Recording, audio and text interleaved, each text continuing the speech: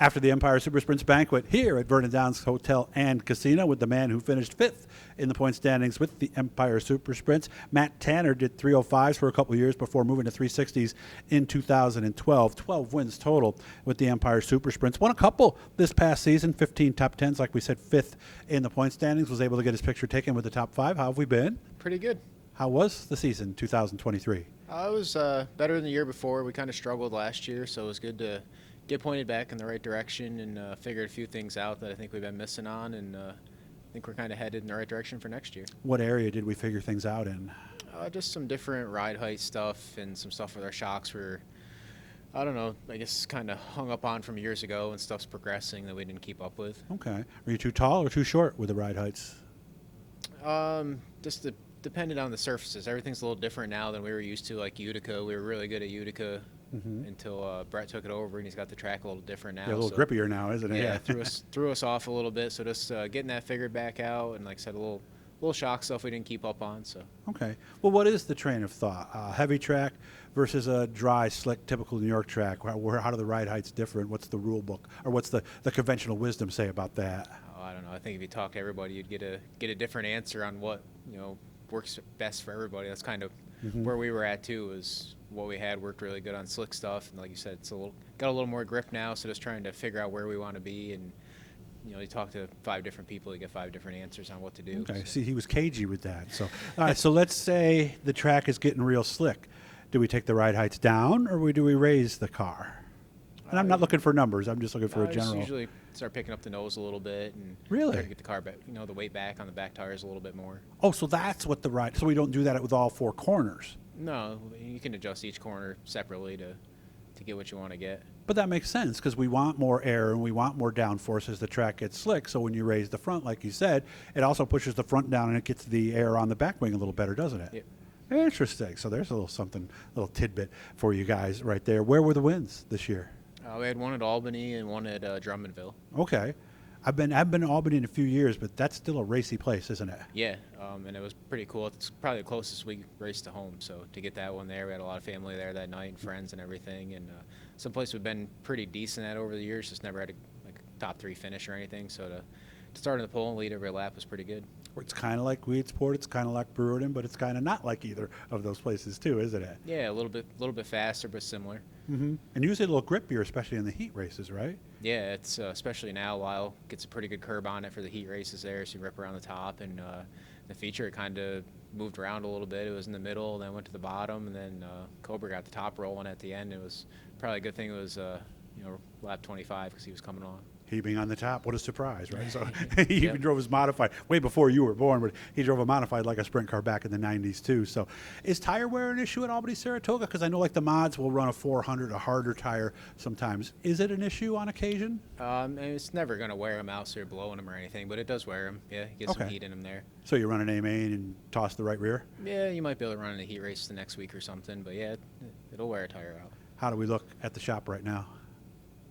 It's kind of a mess right now. We kind of just washed everything after the last race and got one motor out and down to our builder this week. And I don't know, it's kind of taking a few weeks stepping away from the racing, catch a little break, and then get back after here after the holidays. A lot was made about the extended schedule this year, and I've talked to enough of you guys to know that usually 22, 23 races is about when you want to think about freshening. Were you able to do the whole season with one power plant?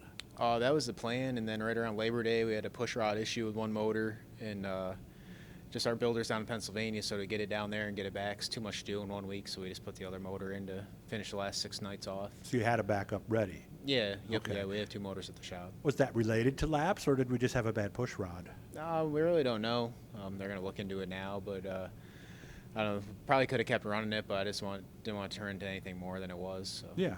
And you don't just want to fix the push rod, I mean, because other things might be going on too. So did he actually do a freshening on it, or no? Or did he just look at the push rod in the head?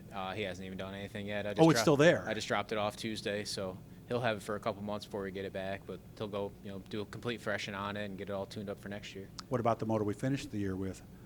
That one, just clean it up and fog it for the winter and fire it back up in the spring. So not a lot of laps or races on that one then? No, it only had about 6 nights on it, so we'll be able to run that one a majority of next year. Will we start with that one or keep that one as a backup? No, we'll start with that one. Okay. They're both identical motors, so they're That was the next place I was going, because sometimes people do have one they really like, or they might have one that's better for the big tracks or something like that. But just as a ballpark, what's the range on freshening a motor cost-wise? What would be the high? What would be the low? Just trying to help the viewers, I'd understand say a little anywhere bit. from 7,500 to 10 grand to rebuild. That's not too bad.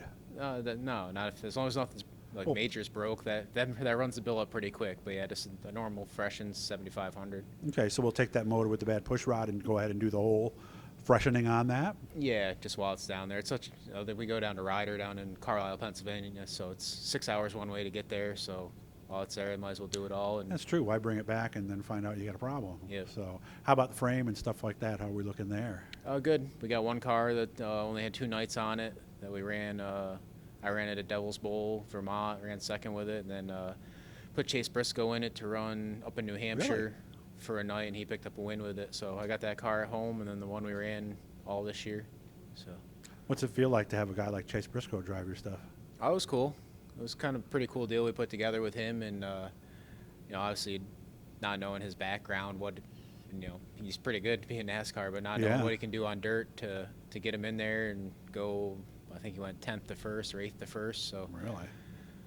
we were chasing him down, which would have been pretty cool to end up first and second. Either way, we ended up third there. Got to second, got shuffled back on a restart. That was a good night. Yeah, take All 2 right. cars up there and start, 14th and 10th, and ended up first and third. We'll take it. How'd you get in touch with him in the first place? Did you know him? Did you have mutual friends?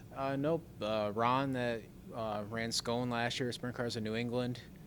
He was approached by New Hampshire, wanting to put a NASCAR driver in a car for that race up there, and he got a hold of me, see if I'd be interested, and just kind of ran from there. And then at first they couldn't tell me the driver because of their Well, sure. scheduling and all that stuff, and all their press releases Well, and so they everything. probably didn't even really know at that moment, did they? Yeah, I'm sure at that point they had a couple of different guys they were looking at, so it all kind of came together maybe 2 or 3 weeks before the race, and we got it stickered up with his sponsors on it for the night and put him in Nice. it. And, Nice guy? oh, super, super, super! You wouldn't even know he races NASCAR or anything. He just normal, Just one of the guys. normal guy. Okay. How does that make you feel when you watch somebody else just rip your car to the front like that?